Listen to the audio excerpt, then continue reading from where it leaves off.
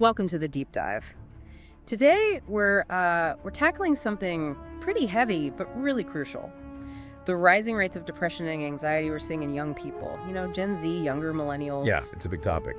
And we want to get beyond just the headlines, really try and understand why this might be happening. Exactly. So whether you're maybe feeling some of this yourself, or you know someone who is, or you're just trying to get a handle on these big societal shifts, well, that's what this deep dive is for, to offer some clarity. We're aiming to really unpack the core reasons, the underlying factors contributing to these mental health challenges for young folks today. We'll be looking at the numbers, some expert views, trying to connect those dots. Okay, so let's start with the hard numbers, the stats. Where do we even begin? Well, a good starting point is the World Health Organization.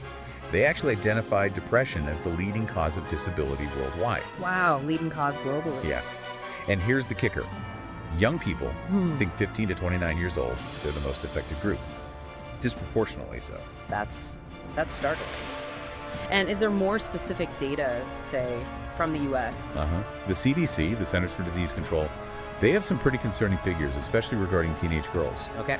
Their report found that 57%, so well over half, feel persistently sad or hopeless. 57%, that's huge. It is. And maybe even more worrying, 30% said they've seriously considered suicide. 30%.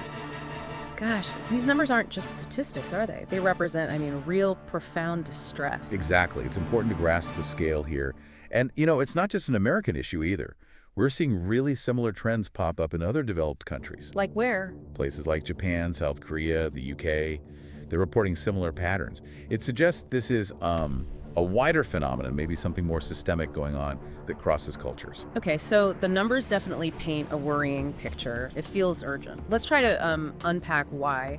What are some of the big factors driving this? Well, one area that gets talked about a lot, and the research seemed to back it up, is social media.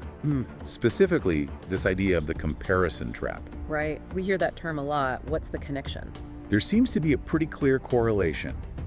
Studies suggest, for instance, that teens spending 3 hours or more a day on social media are roughly twice as likely to experience depression. Twice as likely. Okay. And how does that work? What's the mechanism there? It often comes down to how social media presents life. It's usually a very curated version, right?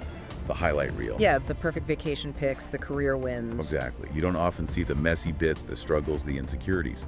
So young people are constantly exposed to these seemingly perfect lives, and it's almost inevitable that it triggers feelings of inadequacy. But why isn't my life like that? That old saying, comparison is the thief of joy. Precisely. It can make you feel like everyone else has it figured out, that they're thriving, while you're somehow falling behind, even though that perception is often, way off from reality. It's like your self-worth gets tangled up with likes and followers. That's a huge part of it, too. This sort of external validation becomes really important, but it's also incredibly unstable, right? Yeah. It's not based on your intrinsic qualities. It's based on algorithms and fleeting attention spans. Yeah, a precarious place to build your self-esteem. And then you add on top of that the sheer pressure young people seem to be under today. It feels different somehow. It really does seem different. The pressure is intense, and it comes from all angles. Academics, for sure. You often need advanced degrees now, just for entry-level jobs that maybe didn't require them before. Right, a bachelor's degree used to feel like a solid path. Now it's sometimes just the starting line. Exactly. But it's not just academics. There's pressure to have a great online brand, maybe a side hustle, constantly network, stay fit, have this amazing social life. It's exhausting just listing it. It feels like this expectation to be exceptional in every area. And there's this narrative, especially online, about achieving massive success super young, like be a millionaire by 25 or you failed. And that creates these completely unrealistic benchmarks. When young people inevitably don't hit those, often unattainable goals, it can feel like a personal failing. Even if the goal itself was kind of ridiculous to begin with. Right. And it's important to see how some of this is systemic. It's tied to economic shifts, the rising cost of living, things that aren't about individual inadequacy. Think about housing costs alone. Oh, absolutely. Rent in major cities compared to wages, it adds a whole layer of stress that maybe wasn't there to the same degree for earlier generations starting out. Definitely. Which kind of leads us into another really interesting, maybe slightly paradoxical point. Loneliness. Paradoxical because we're supposedly more connected than ever, right? digitally anyway. Exactly. We have all these tools for connection, Mm. DMs, group chats, endless feeds, yet we're seeing what some experts are calling an epidemic of An loneliness. epidemic? That sounds serious. It is. Mm. And it highlights a key difference between, say, sending an emoji and actually sharing a laugh with someone face to face, Mm. or getting a hug, or having one of those deep, meandering conversations where you really feel understood. Those digital interactions, they maybe lack the emotional nourishment. That's a good way to put it. Yeah. They might offer connection of a sort, Mm. but maybe not the deep, emotionally sustaining kind that protects against true loneliness. Hmm. You can have thousands of followers and still feel profoundly isolated. And isn't there research linking loneliness to actual physical health outcomes? Oh, absolutely. It's quite stark, actually.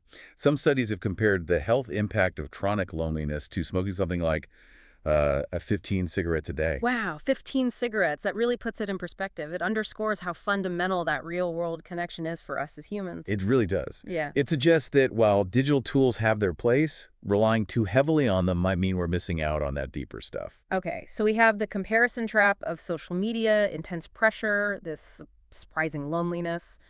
What else is contributing? Well, we touched on it a bit, but the whole economic picture plays a huge role. Economic uncertainty and maybe a lack of hope for the future. Yeah, that feels very real for a lot of young people. Think about it. You've got recessions, or the threat of them, housing that feels completely unaffordable for many, massive student loan debt. Right. You do everything you're supposed to do, get the education, work hard, and still the future can look really bleak. Owning a home, feeling financially secure, it seems much harder to attain. It really does. And that feeling, that sense that maybe the system is rigged against you or that the future your parents had is just not achievable anymore, that can lead to real hopelessness. A feeling that the goalposts just keep moving further and further away no matter how hard you run. Exactly. And that sense of precariousness, of instability, it's bound to take a toll on mental well-being. It's a stark contrast to, say, previous generations where maybe even with a modest job, things like buying a house felt more within reach. Okay, so just to kind of recap this part of our dive, we've got the social media comparison issue, this immense pressure to succeed on all fronts, rising loneliness despite digital connection, and this backdrop of economic uncertainty. It's a lot. It is a lot. And these factors are often interconnected, feeding into each other, understanding them, seeing how they weave together. That feels like the first step towards really addressing these challenges young people are facing. Yeah, it moves us past just saying kids these days are anxious and helps us see the bigger picture, the societal currents they're navigating. Which brings us to maybe a final thought for you listening in. As you hear about these factors, the social media pressures, the career stress, loneliness, economic worries, which ones resonate most with you? Or maybe with what you observe around you? How do you see these big societal shifts playing out in the lives of young people today? It's complex and definitely worth mulling over. Absolutely. It's a vital conversation, and hopefully digging into some of these root causes, like we tried to do today, can help us think about better ways forward, how to create a more supportive environment.